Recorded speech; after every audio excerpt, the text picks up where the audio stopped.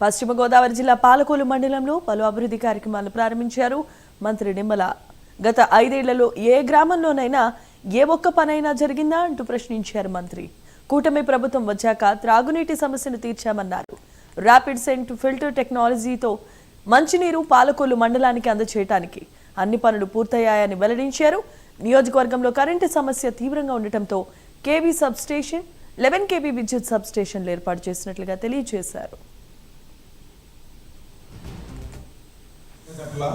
కొమ్ముచిక్కాల, కాపవరం 3 గ్రామాలకు సంబంధించి 3,03,00,000 రూపాయల అభివృద్ధి పనుల శంకుస్థాపన సందర్భంగా తెలుగుదేశం, జనసేన, బీజేపీ నాయకులకు, వేదిక ముందున్నటువంటి కాపవరం గ్రామ పెద్దలకు, సోదరీమణులకు, పాత్రికేయ మిత్రులకు అందరికీ కూడా ముందుగా నా హృదయపూర్వకమైనటువంటి నమస్కారాలు మీ అందరికీ కూడా ముందుగా తెలియజేసుకుంటూ, మరి ఈరోజు అభివృద్ధి సంక్షేమమే ధ్యేయంగా లక్ష్యంగా ఈరోజు పనులు జరుగుతూ ఉన్నాయి.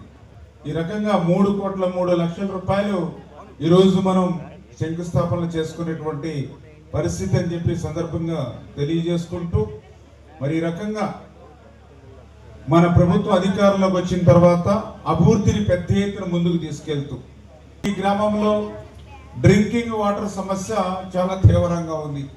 ఆ డ్రింకింగ్ వాటర్ నిమిత్తం కూడా మరి ఏదైతే 58 లక్షల రూపాయలు మరి నిధులు మంజూరు చేసి ఆల్రెడీ ఈ యొక్క ఇంటర్నల్ పైప్ లైన్స్ ఇవన్నీ కూడా పూర్తి చేయడం జరిగింది గ్రామం పరిధిలో వరకు.